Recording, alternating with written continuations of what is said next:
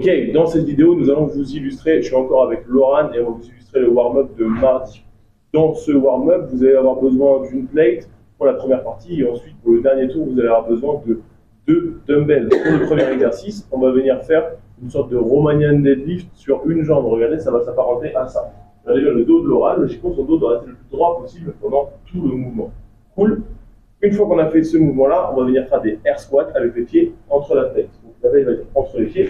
Et l'idée de ce drill-là, c'est que vos athlètes aient forcément les talons qui soient sous les épaules. Okay, ça va ressembler à ça. Et en bas, là, logiquement, l'écart de pied est le bon. En haut, et on peut relâcher.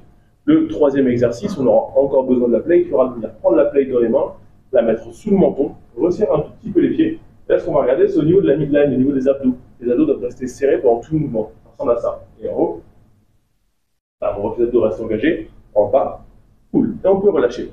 Une fois qu'on a fait les 10 répétitions sur chaque mouvement, on passe cette fois-ci en squat avec les bras tendus, avec la plate devant nous. Ça va ressembler à ça.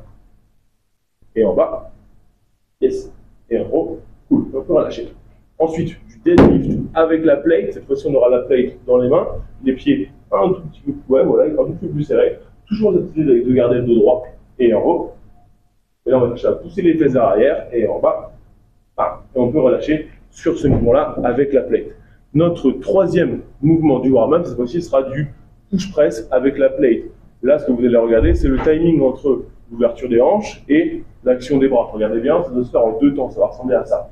Et donc, alors on voit bien qu'il y a un léger décalage entre hanche et épaule. En bas, on va faire une répétition, hanche puis épaule. Exactement, et on peut relâcher. Magnifique. Là, troisième tour, vous allez avoir besoin cette fois-ci de 2 dumbbells, ok. Et avec ces dumbbells, hop, on va venir faire 10 deadlifts, 10 squats, et ensuite, on va faire 10 push press. Regardez bien sur les deadlifts à la dumbbell. L'idée, c'est que notre athlète puisse avoir les pieds un tout petit peu plus serrés que sur une position conventionnelle de deadlift, et vienne garder les dumbbells le long des cuisses. Ça va ressembler à ça. Et en bas, et en haut, cool. Une fois qu'on a fait ça, on écarte un peu plus les pieds, on place les dumbbells sur les épaules, et on va faire des squats. Ça va ressembler à ça. Et en haut, ce qu'on peut regarder, c'est la position des coudes de l'athlète. Si les coudes restent hauts pendant tout le mouvement, on en fait une. Impeccable. Cool. Et pour le dernier mouvement, on va garder les dumbbells sur les épaules, les pieds un peu plus serrés. Et toujours cette histoire de timing entre hanche et épaule, on va refaire des push press. Ça ressemble à ça.